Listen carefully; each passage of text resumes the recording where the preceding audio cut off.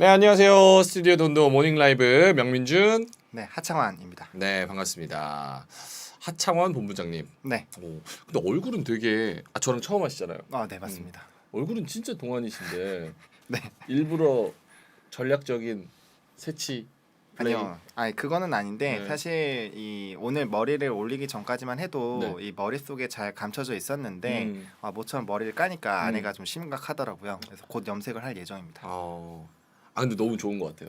왜냐면 네. 베이비 페이스에 네. 딱 그 색깔을 보면 뭔가 주식과 식견 이런 걸 딱 나타내는 네. 색깔인 것 같아서 이미지 메이킹 좀 했습니다. 괜찮은 것 같아요. 뭔가 네. 처음 보는데 되게 매력적인 차영주 소장님이 옆에서 지금 계신데 네. 일단은 뭐 차영주 소장님도 같이 모시면서 네. 원래 아시죠? 네네네. 네, 모시고 같이 이야기를 선배님이시죠. 나눠보죠. 네. 예, 자 YG경제연구소 차영주 소장님 오늘도 나와 계십니다. 이 카메라가 될지 모르겠는데 반갑습니다. 예, 안녕하십니까 창입니다. 예. 주로 저희가 그거는 8시 10분까지 예. 마이크가 꺼져 있더라고요. 그래서 켜져 있는지 지금 잘 모르겠습니다. 예. 오늘 소장님 뭐 워낙 성량이 좋으시니까 마이크 꺼져 있더라도 그거를 뚫고 말씀을 해주시면 좋을 것 같아요. 일단은 뭐 아이스 브레이킹을 좀 할까요? 어떻게 저는 뭐 이제 소장님 한번 뵀었고 처음 뵙고 두 분이서는 또 구면이고 네. 굳이 아이스 브레이킹 할 게 없나요? 뭐 살이 많이 찐 것 같아요. 살이 살이 많이 쪘어요. 진짜 많이 쪘어요. 살에 대해서 놀라지. 근데 하창원 본부장이 굉장히 이렇게 원래 영하고 이렇게 딱 젠틀했는데 살이 많이 쪘네요. 맞습니다. 제가 최근에 살이 좀 많이 쪄가지고 살이 많이 쪘어요. 네, 주식이 잘 되나 봐요. 아닙니다. 결혼을 하셨어요? 아니요, 아직 안 아직 안 하셨고. 네. 살이 찔 이유가 이게 그 식사를 좀 불규칙적으로 하니까 오히려 살이 좀 많이 찌는 것 같아요. 폭식을 이렇게 하다 보니까. 그러면 굳이 택하자면 어떤 게 좋습니까? 뭔가 수익률을 극대화시킬 수 있는데 살도 같이 쪄. 네. 수익률은 좀 저조한데 괜찮은 몸매. 네. 어떤 게 나아요?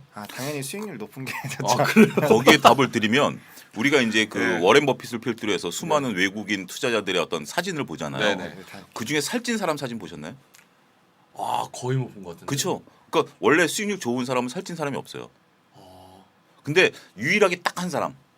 아니요, 제가 아니라 저 혼자 얘기하면 좀 그런데 수익률 좋은데 유일하게 한 사람, 우리나라에 이제 번역된 그 책들 그 표지를 보면 빅터 스테란데오라는 사람이 있어요. 빅터 스테란데오. 예, 그 사람이 이제 원투 책 두 권 이제 번역서가 나와 있는데 그분은 어마어마하게 살쪘어요. 그래서 우리가 이제 흔히 농담할 때 주식 투자자가 이제 뭐 저희들 이제 심심한 농담하면 살이 쪄서 주식 투자로 성공한 사람이 있느냐라고 했을 때 그 사람이 그걸 또 나름대로 증명을 해가지고 근데 그 사람이 그 굉장히 좀 그 인사이트가 있는 게 뭐냐면 그 사람은 원칙을 무조건 지켜라.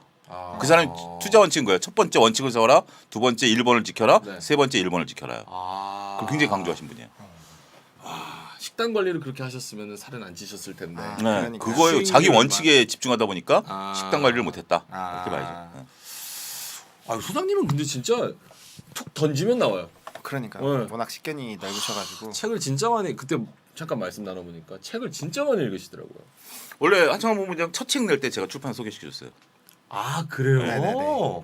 아니 그거 책 같은 거 좀 가져와서 여기 또 걸어놓고 해주세요. 벌써 그 얘기가 벌써 몇 년 됐죠. 네, 그렇죠. 아이, 시간이 그래도. 흘렀기 때문에 또 팔 수도 있으니까. 또 새롭게 어디선간 당근이 되고 있을 수도 있어요. 그렇죠. 네. 새롭게 당근 쓰게 가격으로. 되면 당근 말고 이제 새 책으로다가 새 책으로다가. 알겠습니다. 저희가 무조건 다 이렇게 무조건 다 홍보는 해드리니까 네네. 나오신 분들은 저희가 최선을 다해서 다 밀어드리고 있습니다. 그 힘이 미약해서 그렇지. 아닙니다. 그 하나하나 모이면 다 강해집니다. 멘트가 영업부세요?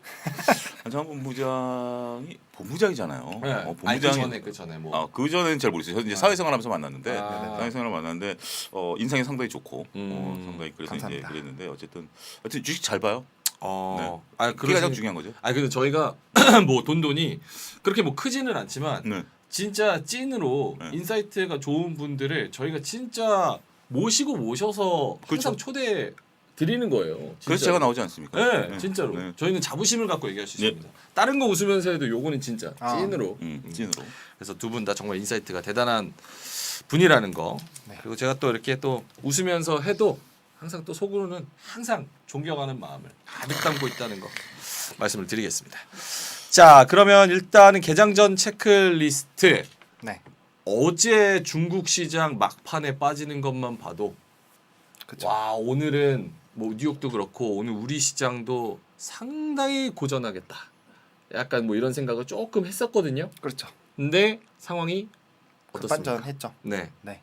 일단은 이제 인플레이션 우려가 급격하게 꺾이면서 아무래도 좀 증시에서 환호가 되지 않았나 싶습니다. 유가가 사실 이제 고유가가 유지가 되는 것 자체가 뭐 인플레이션뿐만 아니라 지정학적 리스크에 대한 부담감도 좀 커졌었던 부분인데 이게 이제 확 떨어졌죠.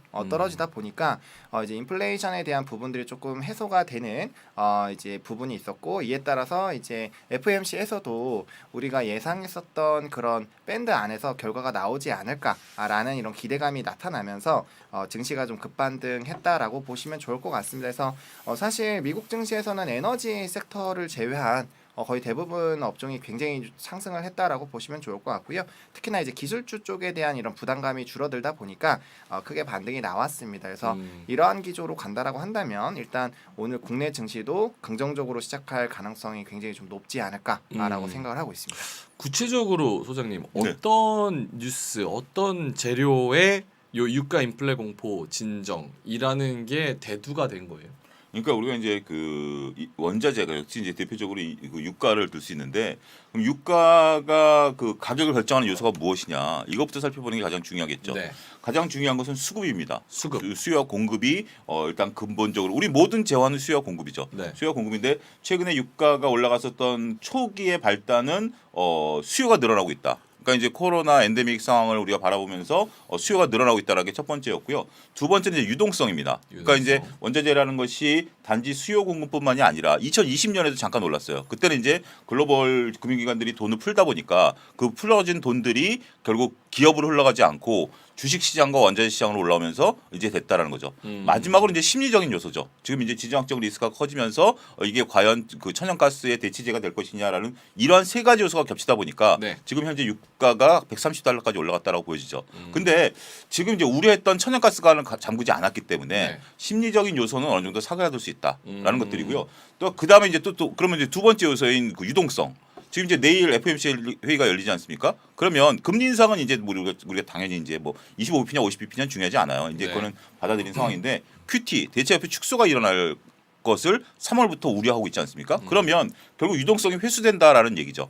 어떻게 보면 글로벌 투자 자금 우리도 지금 외국인들이 연일 계속 팔고 있는 이유 중에 하나가 네. 신흥국에서 자금에 대한 로테이션이 일어나고 있을 수도 있어요. 그렇기 때문에 원자재에서 유동성이 또 빠질 수도 있다. 이런 것들이 전반적으로 작용을 하면서 이렇게 되는 것이고요. 이제 마지막으로 이렇게 끝나면 재미없죠. 어떻게 끝나면 재밌죠? 그러니까 이렇게 끝나면 재미없고 진짜 웃을 준비합니다. 아니야 웃을 게 아니라 네. 이거는 이제 우리가 이제 음모론을 이제 음모론 재밌어요. 음모론을 얘기하면 네. 이게 지금 유가가 계속 고공행진을 하면 석유 네. 메이저 업체들이 좋아할까요? 싫어할까요? 유가가 이렇게 끝나면 석유 메이저 업체들은 싫죠. 아니 그러니까 유가가 이렇게 지금 뭐 어째 100달러 수준이라고 보면 그러니까 최근에 유가가 한 뭐 5, 60달러에서 지금 100달러가 두 배 가까이 올랐으면 메이저 업체들은 좋아할까요? 싫어할까요? 아 좋죠. 지금 완전 땡큐죠. 싫어합니다. 왜요? 이게 굉장히 중요한 인사이트가 있는데 뭐냐면 우리가 그 전에 유가 수준을 여러분들이 잘 곰곰이 생각해 보시면 8, 90달러 낯설어요. 낯설죠. 그렇죠. 마이너스까지 갔었으니까. 네, 근데 뭐 그건 극단적인 경우고 보통 한 50에서 70달러 정도면 쑥쑥 합리적인. 뭐 그 정도 가격이다라는 거죠. 왜 지금 유가를 메이저 업체들이 어차피 석유 이 화석 연료는 한정되어 있는 자원인데 네. 그걸 가지고 왜 50달러를 유지할까가 팩트입니다. 그 왜냐하면 지금 70달러를 넘어서는 순간 신재생 에너지에 대한 투자가 늘어납니다. 풍력, 수소, 태양광. 네, 이쪽으로 그게 차라리 그리드 페러티라는 넘어가니까. 용어를 쓰면서 우리가 생산 단가, 그 생산 단가가 높잖아요. 근데 그 생산 단가가 이익이 나는 수준이거든요. 그러니까 석유 메이저 업체들은 지금 이렇게 고공행진을 하면 많은 막대한 글로벌 그 자금들이 신재생 에너지 지금 이제 워렌 버핏이 당장 셰일 오일에 투자하지 않았어요? 네. 그렇기 때문에 지금 셰일 오일 같은 경우 생산 단가가 65달러예요. 근데 지금 이 정도 되면 셰일 오일도 개발 붐이 일어나겠죠. 그렇죠. 워렌 버핏은 그걸 본 거죠. 그럼 메이저 업체들은 어떻게 되죠? 가격을 70달러까지 낮춰야죠. 그래야 워렌 버핏이 손해를 보는 거죠.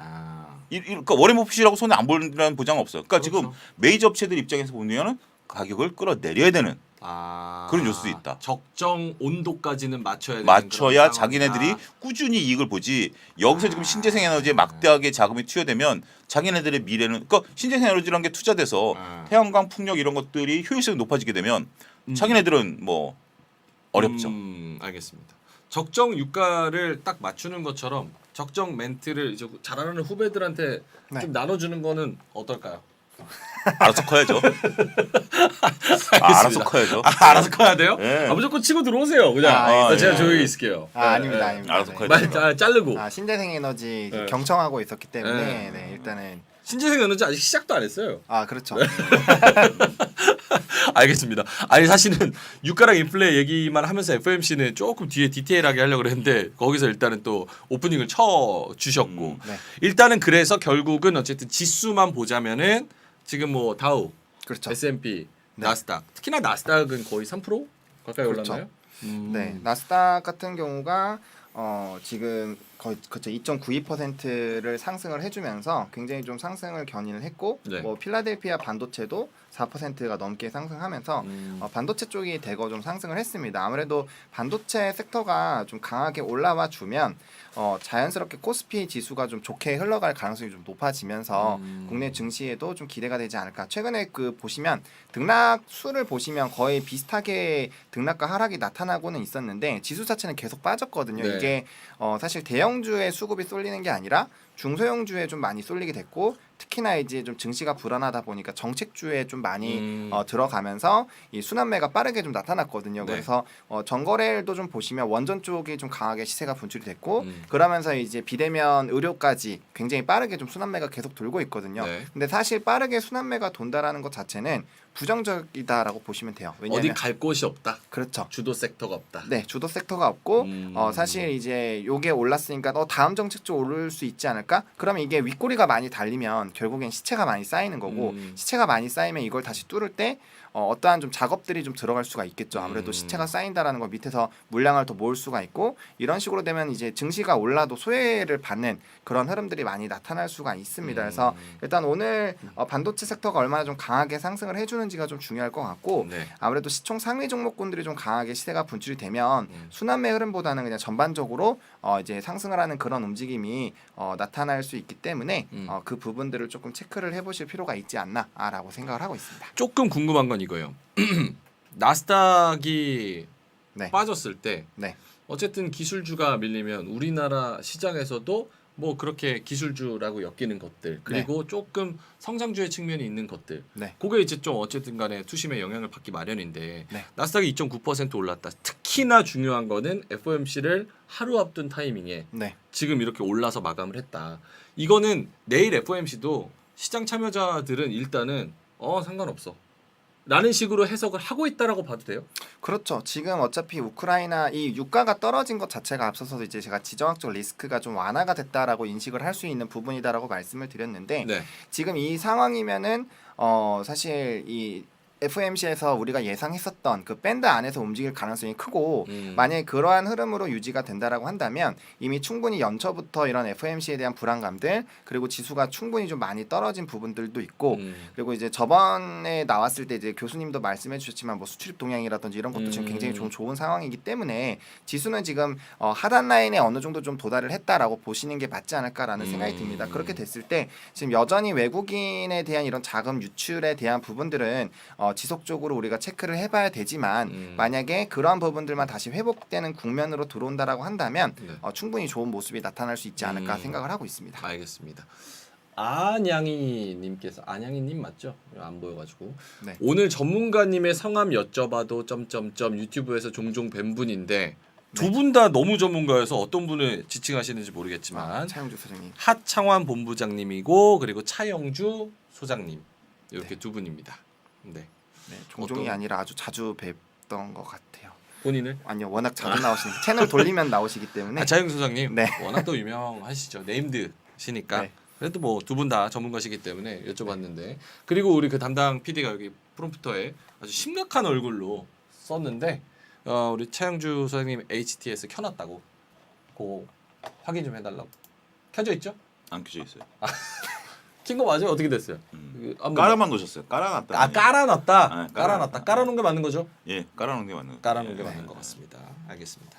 그거는 이제 깔아놓으면 이제 들어가시면 되는 거고. 지금 로그인했는데 아직까지 로그인이 접속이 안 되고 있어요. 예. 아니 근데 중요한 건 아닙니다. 없으셔도 충분합니다. 저희가 지금은- 기술주에게는 열심히 해도 기술이 인프라가 좋지는 않습니다. 예. LTE 쓰고 있어가지고 네. 쉽진 않네요. 알겠습니다. 자 그러면 일단은 뭐 우리 시장 얘기는 잠시 후에 조금 더 자세하게 해보도록 하고 네. 시간이 엄청 빨리 지나네요. 네. S&P 500 나흘 만에 상승. 어쨌든 간에 중국 시장 하락했던 거 그런 거 다 돌려놨다. 분위기 전환은 해놨다. 그래서 우리 시장도 어느 정도 좀 크게 하락할 거까지는 뭐 우리가 또 생각하지 않아도 된다. 어떻게 차영주 소장님도 비슷한 의견이세요? 아니면 뉴욕 증시 오른 거랑 별로 상관없다. 뉴욕 증시 오른 거랑 별로 상관없다. 또 반대 의견이시네. 왜냐하면 그러니까 지금 뭐 나쁘다라는 건 아닌데요. 네. 그렇다면 우리가 뉴욕 증시 빠질 때 우리가 빠졌느냐? 안 빠졌어요. 그렇죠. 그럼 뉴욕 증시가 올라갈 때 우리가 올라가겠느냐? 지금 별로 그렇게 큰 영향이 없다. 그러니까 뭐 나쁜 건 아니에요. 제 얘기 인사이트는 나쁘다라는 관점이 아니고 지금 뉴욕 증시와 우리는 좀 디커플링이 일어나고 있다. 뉴욕 증시 같은 경우 지금 필라델피아 반도체 지수가 4% 올랐잖아요. 어제 필라델피아 반도체가 3% 빠졌는데 우리 삼성전자랑 SK하이닉스가 좀 빠지긴 했습니다만 내성이 상당히 있는 상태예요. 그렇기 때문에 미국 증시가 올랐다 그래서 우리가 그러니까 미국 증시가 올랐다고 우리가 올라가려면 미국 증시가 빠질 때 우리가 같이 빠졌어야죠. 그건 아니죠. 그리고 홍콩 증시 같은 경우 이틀 연속 급락을 했는데 홍콩 증시 우리가 보고 있었거든요. 장중에 보고 있었는 상황에서 어제 버텨냈기 때문에 홍콩 증시가 더 이상 트리거가 될 가능성은 없다. 어차피 홍콩 증시는 개별 이슈로 빠지고 있고 홍콩 증시의 문제점은 만약 홍콩 증시 오늘 또 빠지게 된다는 문제점이 뭐냐면 네. 우리 증시는 폭락할 수 있어요.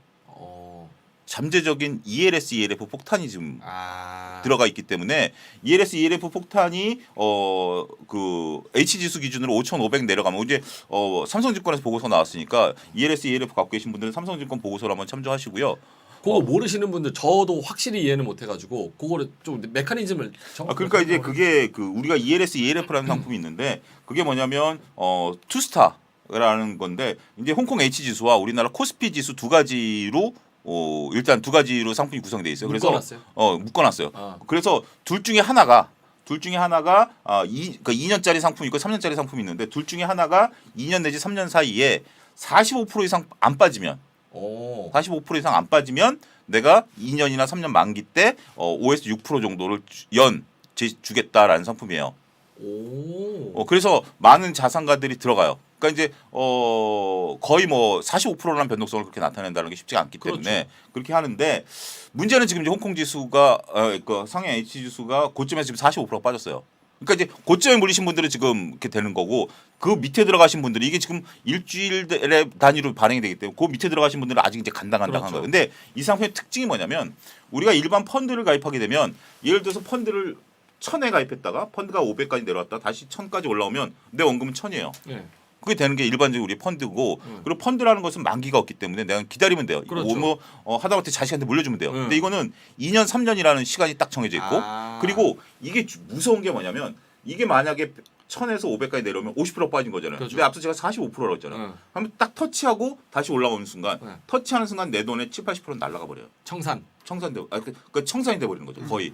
이 상품의 구성이 어떻게 되냐면 이게 1,000만 원을 내가 가입하면 대략 900에서 950만 원 채권을 사놓습니다. 얘네가. 그리고 나머지 갖고 옵션을 걸어요. 그렇게 운영이 되는. 네, 그래서 그 5%를 주는 거예요. 5%를 어디서 주겠어요? 근데 이게 이제 우리가 과거에 문제가 됐던 게 뭐냐면 이게 이제 종목 ELS, ELF가 많았어요. 한 7, 8년 전에는 지수도 있고 종목도 있었는데 종목 같은 건 수익률이 더 좋죠. 종목은 변동성이 더 크니까. 근데 이제 우리나라가 7, 8년 전만 하더라도 이 상품을 국내에서 못 만들었어요. 구조가 복잡하기 때문에 우리나라 IB에 있는 직원들이 못 만들었어요. 그래서 홍콩 글로벌 투자기관 사왔어요. 이 상품을 의뢰를 해가지고 그러다 보니까 이제 글로벌 그 투자은행들이 있다 보니까 얘네들이 장난질을 쳤어요. 언론에 보도된 게 예를 삼성전자, 삼성중공업 이런 식으로 구성이 돼요. 하나는 안정한 거, 하나는 변동성 큰 거. 그럼 삼성중공업을 때려버린 거죠. 그럼 지네가 다 돈을 다 먹는 거. 이런 식의 장난을 치다 보니까 요즘 종목 ELS, ELF는 없어졌고 지수로 갔는데 문제는 이제 홍콩 지수가 이렇게 된다라면 청산에 들어가면 우리 지수 관련주들이 두드려 맞죠. 그렇구나. 네. 거기서 이제 청산되면 그 금액도 꽤 벌크가 그 옵션으로 이렇게 돼서 그 파생에 대한 네. 그게 지금 이제 뭐 굉장히 뭐 조 단위로 지금 들어가 있는 상황이기 때문에 그런 파격이 또 있어요. 홍콩 지수 빠지는 게 우리랑 무슨 상관이냐라고 했을 때 심리적인 영향 말고 직접적인 것은 ELS, ELF가 걸려 있다. 그런 게 또 이해관계가 얽혀있군요. 이게 글로벌이라는 게 다 묶여 있기 때문에 아. 쉽지가 않아요. 그래서 오늘도 홍콩이 또 급락하는 모양을 한 번 더 보이면 그런 것도 있죠. 예를 들어서 내가 만약에 투자자다라고 하면 여러분들 ELF 투자하신 분들은 지금 오늘 당장 담당 PB한테 다 전화를 해야 됩니다. 내가 지금 낙인 조건이 어떻게 되느냐. 아까 이제 손실 구간이 아니냐. 그러면 이제 손실 구간에 들어가기 직전에 환매를 해버리면 돼요. 그러면 한 20-30% 날라가고 나머지는 건져요. 그러면 베팅하는 거죠. 내가 7-80% 날릴 거야, 20-30% 날릴 거야, 그럼 20-30% 날리는 거죠. 근데 이게 판단이 어려운 게 오늘 환매 신청하잖아요. 그렇죠. 오늘 환매가 안 돼요. 아. 이게 저도 이제 그 업계를 떠난 지도 이게 빨라야 금요일 늦으면 월요일쯤 판매가 돼요. 그러니까 그 기간 사이에 홍콩이 더 밀려버리면 2-3일 거래. 내가 환매 신청을 했는데도 불구하고 내년에 날아갈 수도 있어요. 그래서 이거를 잘 협의하셔야 되는데 쉽지 않네. 만약에 조기 청산을 들어가 버리면 그것도 물량 부담이 되죠. 뭐 하여튼 복잡합니다. 어쨌든 간에 홍콩 증시, 중국 증시 한 번 더 밀리면은 그렇게 연관된 파생 상품에서도 우리가 좀 타격을 받을 수 있다. 충분히 조심을 해야 된다. 그리고 아까 말씀하셨다시피 미국 증시 올라간 거 우리나라랑 크게 좋아할 것 떨어진다고 막 슬퍼할 것도 없고 올라간다고 좋아할 것도 없고. 근데 심리적인 안정감은 좀 주겠죠. 미국 증시가 이제 되면. 심리적인 네. 안정감. 지금 투심이 워낙 약해서 그런 네. 것만 줘도 그래도 진짜 땡큐. 그렇죠. 네, 그렇죠. 땡큐죠. 예. 알겠습니다. 자, 국제유가 배럴당 100달러선 아래로 마감. 1주 만에 20% 밑으로. 요거는 어떤 뉴스예요? 간략하게 브리핑만 하고 넘어갈까요? 네, 그냥 말 그대로 그겁니다. 이제 그 국제유가가 배럴당 130달러를 넘어서는 움직임이 나타났는데 특히나 이제 오늘 새벽에 굉장히 7% 이상 빠지면서 이제 90달러 선 수준까지 좀 하락을 했었습니다. 그래서 이제 100달러 자체가 좀 상당히 의미가 있었는데 고유가 부분들이 좀 해소가 되는 부분들이 좀 영향이 있었다라고 보시면 될 것 같고 아무래도 이제 평화 협정도 하고 있다 보니까 뭐 이게 사실 그 조건 자체가 우크라이나 쪽에서 무조건 받아들이기는 좀 어려운 상황인데 아무래도 계속적으로 좀 전쟁을 수행을 하기가 점점 부담스러운 상황이기 때문에 네. 어느 정도 좀 합의에 대한 좀 기대감 그러니까 이제 지정학적 리스크에 대한 어느 정도 해소 국면이죠. 그리고 이제 중국이 또 선진시가 또 갑자기 코로나가 엄청나게 터지면서 이제 이 봉쇄 조치가 좀 나타나고 있는데 네. 사실 코로나가 재확산이 되면 이제 앞서서도 좀 소개를 해주셨지만 수요가 좀 줄어들 수 있겠다라는 거죠. 엔데믹 때문에 수요가 늘어나고 그에 따라서 공급에 대한 차질 때문에 유가가 올라갔는데 만약에 이런 또 선진시에서 나타나는 것처럼 이 코로나가 굉장히 좀 확대가 되고 이에 따라서 이제 엔데믹이 좀 늦춰지고 수요가 줄어들게 된다면 공급이 어느 정도 지금 다시 풀릴 수 있는 그런 상황이고 언제든지 비축이라든지 사실 오펙에서 또 뭐 증산이라든지 이런 게 또 추가적으로 발생이 될 수 있기 때문에 이러한 기조로 간다라고 한다면 수요와 공급 원칙에 따라서 사실 가격이 계속 올라갈 지금 여건은 안 되거든요. 그래서 그런 부분으로 좀 해석을 하실 수 있지 않을까라고 봅니다. 중국이 기름을 좀 써줘야 되는데 그렇죠. 락다운하고 다 집에만 있어서 기름 안 쓰면 네. 지금 뭐 겨울도 아니고 그렇죠. 그러면 이제 유가 가격이 더 내려갈 가능성이 있어서 유가가 또 내려갔다. 미래 기대 수요를 좀 반영을 해서 그렇죠. 알겠습니다. 자, 그럼 뭐 그런데 근데 락다운 한다고 코로나 오미크론 잡혀요? 뭐 그거는 아니지만 그래도 이제 확산세를 조금 제한을 할 수는 있겠죠. 근데 뭐 같이 이렇게 또 우리가 2년 넘게 코로나 생활을 해보니까 그거와 상관없이 일단 퍼지는 것 같습니다. 그 대답이 제일 중요한 거 같습니다. 네. 락다운 해도 네. 소용없다. 네, 소용없는 것 진핑아 같습니다. 빨리 풀어라. 네, 결과적으로 그냥 봤을 빨리 때는 풀어라. 영향 없는 것 같습니다. 뭐 시진핑은 뭐 CNN 이런 거 안 보나요? 뭐 락다운 해도 소용없는 거 다 알잖아요. 미국 받고 유럽 받고 우리나라 받고. 그거 뭐 디즈니랜드 묶어가지고 거기 다 PCR 검사한다고 그거 뭐 돼요? 사진 봤어요. 네. 사진 봤는데. 심지어 확진자가 다녀간지도 모른다며요. 너무 많으니까 사실. 근데 시진핑 그런 거 신경 쓰나? 정답입니다. 여기 정답이네요. 역시 우문현답도 그렇지 시진핑 조사장님이. 시진핑 뭐 푸틴 이런 애들이 신경 안 쓰잖아요. 그런 거. 제가 비상식의 상식을 드리미는 우를 범했습니다. 죄송합니다. 자, 알겠습니다. 여기에 뭐 여러 가지 뉴스 나와 있는데 사실 시간이 많이 지나가지고 네. 중요한 뉴스만 간략하게만 짚고 넘어갈게요. 네. 두 분이서 의견이 다르면 말씀을 해주셔서 피 터지게 싸워주시면 아, 저야 네. 감사합니다. 일단은 요거는 그냥 짧게 넘어가겠습니다. 러시아 네. 그 이자 지급 만기 첫 번째 도래하는 게 16일 16일. 오늘이죠. 그래서 이자 지급해야 되는데 루블화로 내겠다. 네. 뭐 그랬는데 결국은 바로 뭐 디폴트 되는 건 아니고 4주 정도 시간을 준다고 하더라고요. 네. 우리가 이제 1차부도 2차부도 이런 게 예. 근데 그거 우려할 포인트다 아니다. 일단 그거부터 짚고 우려하죠. 우려해야 된다. 네, 저도 해야 된다. 어떤 포인트에서 짧게만 갈게요, 두 분. 먼저.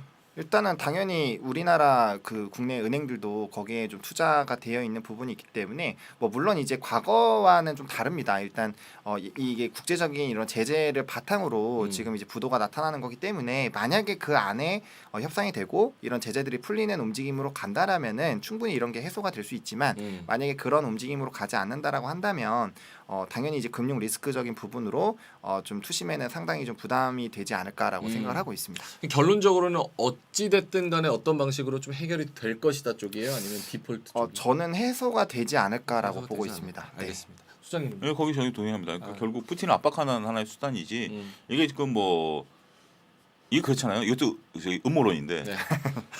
이게 바이든 뒤에는 그 더 우리가 무서워하는 유태인 자본이 있잖아요. 근데 유태인 자본이 돈 띠면서 가만히 있겠어요? 가만 안 있죠. 가만히 있죠. 돈 띄임으로 인해서 더 큰 뭐 혜택이나 이득을 얻을 수 있다. 그러니까 이런 개념을 보시면 돼요. 저는 제가 이제 흔히 하는 제 내피셜 중에 하나가 우리나라의 전쟁 리스크가 그렇게 크지 않다라고 보는 뭐 이게 뭐 다른 걸 다 떠나서 네. 저는 이제 그래요. 광화문 광장 한복판에 서가지고 360도를 돌아봐라. 네. 눈에 보이는 빌딩의 거의 대부분이 미국 자본으로 지어진 빌딩들이다. 근데 미국 자본이 우리나라에 거기에 폭탄 하나 떨어지는 걸 좋아할까요, 싫어할까요? 싫죠. 그러니까 아무리 그 뭐 백악관에서 무슨 뭐 누가 뭐 미사일 쏜대 하더라도 네. 그 뒤에 있는 자본들이 그걸 인정하겠느냐?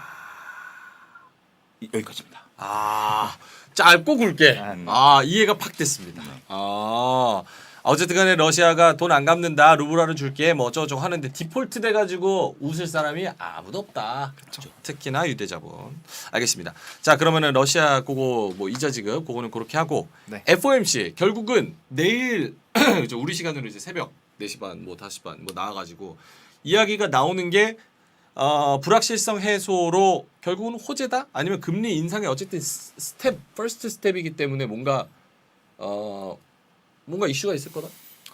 저는 이제 약간 악재 해소 느낌으로 악재 해소? 네, 물론 그 이번에 50bp가 안 올라가면 네. 다음번에 그렇게 될 가능성이 있기 때문에 다음 FOMC까지는 좀 살펴봐야겠죠. 그러니까 그래서 점도표가 그만큼 좀 중요하다라고 인식이 되고 있는데 일단은 금리 인상기에 무조건 증시가 안 좋진 않았거든요. 과거의 금리 인상 시기를 보시면 오히려 이제 미국 증시는 굉장히 많이 올랐어요. 그래서 그런 관점으로 본다면 일단 오르기 전에는 이제 부담감이나 이런 것 때문에 사실 굉장히 안 좋지만 네. 올린다라는 거는 올려도 경제적으로 해소가 가능하기 때문에 올리는 거거든요. 그래서 자신 있으니까. 네, 무조건적으로 악재로 보기보다는 일단 시장에서 예측한 그 밴드 안에서만 놀아준다라고 한다면 충분히 부담감이 이제 해소가 된다. 왜냐하면 지금까지도 러시아 우크라이나 이런 사태라든지 유가 하락이라든지 이런 부분 때문에 25bp가 되지 않을까라는 생각을 많은 사람들이 하고 있는데 만약에 굉장히 좀 강하게 하게 되면 왜 생각보다 더 매파적이잖아 이런 것 때문에 이제 사람들이 조금 위축이 될 수 있거든요. 뭐 그럴 가능성은 거의 없어요. 그러니까 없기 때문에 이제 저는 그런 걸 딱 확인을 하고 오픈이 다 되면 오히려 조금 더 좋은 시장이 열리지 않을까라고 생각을 하고 있습니다. 그런 분위기도 이미 시장에 반영이 됐다고 보십니까? 아니면은 이미 반영이라기보다는 일단 대형주들이 지금 아직까지는 좀 많이 바닥에서 기고 있기 때문에 네네. 아직은 그런 기조는 좀 나타나지 않았다. 왜냐하면 외국인 자본이 계속 이탈이 되고 있기 때문에 사실 대형주일수록 외국인에 대한 이런 비중이 크다 보니까 좀 부담이 될 수밖에 없거든요. 결국에는 수급상 외국인이 좀 돌아오는 그런 흐름들이 유지가 돼야 그러한 기조를 좀 확인을 했다라고 볼 수 있지 않나 생각합니다. 알겠습니다. 개인적으로 갑자기 궁금한 건데 대형주 중에서 최애 주식 하나가 있다면? 최애 주식이요? 차트 보지 마시고 뭐 바로 그렇게 진지하게 네. 그냥 직관적으로. 저는 이제 반도체 쪽이 좀 이제 반등이 나올 수 있지 않을까라고 생각을 하고 있기 때문에 굳이 대형주 쪽에서 고른다면은 지수 상승과 좀 채널링이 많이 되는 삼성전자 얘기하도록 하겠습니다. 절대 오답일 수 없는. 그렇죠. 네, 오답일 수 없는데. 왜 그럴까요? 알겠습니다. 자, 근데 그러면 이 얘기는 제가 좀 할게요. 네, 이 얘기는 좀 하면 뭐냐면 들어볼게요. 제가 얼마 전에 다른 방송에서 그 경제학과 교수님하고 방송을 했는데 그분이 그런 얘기 하시더라고요. 금리 인상을 하면 주식시장에는 악재다라고 얘기를 하시더라고요. 네. 제가 저 경제학과 나왔는데 제가 대학 다닐 때는 그렇게 배웠어요. 주식과 금리는 상극이다. 네. 근데 지금 최근에 실증적인 데이터들을 보면 하차원 본부장이 얘기한 것처럼 주식과 금리는 같이 가요. 그러니까 금리를 올린다라는 근저는 경기가 회복되고 있다는 거기 때문에 그래서 나는 제 속으로 제가 몇십 년 전에 그걸 아직도 학생들한테 가르쳐? 이게 우리나라 교수님들의 현실이에요. 좀 이론적인 얘기잖아요. 근데 그 이론이 지금 다 바뀌었는데도 그러니까요. 공부를 안 하시는 거죠. 데이터로 나오는데. 네, 그러니까 이게 첫 번째 그게 이제 그게 첫 논의고 번째고. 일단은 지금 이제 내일 새벽에 일어나시면 여러분들 다 FOMC에서 가장 중요한 건 25bp냐 50bp냐를 먼저 네. 보이겠죠. 그거는 제가 볼 땐 큰 중요성은 없다. 25bp라든 50bp라든 이미 각오를 했기 때문에 50bp까지도 쏘쏘 받아들일 수 있다. 문제는 그 뒤에 나오는 두 가지 지표를 잘 살피셔야 된다. 하나는 하차 본부장에게 점도표. 점도표로 봐서 그 우리 이제 그 연준 위원들의 생각, 향후에 대한 점도표에 대한 전망. 두 번째는 이제 파월 의장의 기자회견이다. 파월 의장이 기자회견을 하면서 앞으로 이제 그 가이드라인을 제시하겠죠. 앞으로 우리가 이제 뭐 우크라이나 상황 뭐 이런 거 언급하면서 여전히 현재 속도를 유지하겠다라든지 아니면 좀 시간을 좀 주겠다라든지 이런 거에 따라 증시가 한번 출렁거릴 수가 있다. 그러니까 지금 내일로서 종결되는 게 아니라 새로운 또 모멘텀이 시작일 수도 있다. 그러니까 발언으로서. 발언으로서 그런 부분들을 여러분들이 꼼꼼히 체크하셔야 된다라고 좀 말씀드릴 수가 있겠고 그 다음에 또 뭔 얘기 하려고 그랬다. 이게 또 매력 포인트네. 뭔 얘기? 방심하다 당했네. 내일은 그러니까 여러분들이 단순히 25bp나 50bp냐 중요하지는 않아요. 이거는 우리가 각오했기 때문에. 그러니까 저는 25bp를 매 한 대라고 표현을 하면 매 두 대까지 맞을 각오가 돼 있어요. 매 두 대까지. 매파의 매가 아니고. 그냥 우리 그러니까 표현이에요. 그러니까 그 대신 내일 세 대 때리면 충격이 오겠죠. 근데 세 대 때릴 가능성은 별로 없죠. 세 대 때릴 가능성이 없죠. 세대 때리면 억울하죠. 세 대 때리면 내일 진짜 충격이 오는데 일단 지금 당장은 그 뒤에 발언에 주목하자. 그게 가장 핵심. 그리고 또 금요일 날 미국의 선물옵션 동시만기일이에요. 내마냥 날. 아니 선물옵션 동시 내마냐가 아니라 선물옵션 동시만기일. 개별 주식 옵션이 아니라. 그래요. 그렇기 때문에 미국 증시는 또 금요일 날 변동성을 또 가질 수도 있다. 이렇게 좀 말씀드릴 수 있겠습니다. 알겠습니다. 여러 가지 변동성이 좀 살아 있는 그런 상황이다. 특히나 이제 내일은 파월의 뭐 25bp, 50bp 요거는 이미 벌써 그렇죠. 어느 정도. 예측을 할 수가 있으니까 파월의 입이랑 어제 그런 댓글도 왔어요. 파월의 눈꼬리가 좀 시간이 지나면 갈수록 이제 매처럼 이렇게 올라가는 것 같다고 불안하다는 시장 참여자들이 불안하니까 이제 눈꼬리 인덱스 보고 약간 예측하는 그런 상황이 지금 나타나고 있습니다. 어쨌든 간에 파월의 입을 내일은 좀 주목을 해야 된다는 거. 자, 알겠습니다. 그러면 시간이 진짜 많이 지났는데 여의도 카페에서 무슨 말이 여기서는 이제 차영주 소장님이 기업 공시 봐야 돼요. 지금 엄청 봐야 돼요. 봐야 되는데 사실 개인 투자자가 이거 일단은 손이 안 가는 게 보는 방법을 몰라요. 그래서 그 부분을 여러분들한테 좀 말씀드리면 오늘 삼성전자 주총이 열립니다.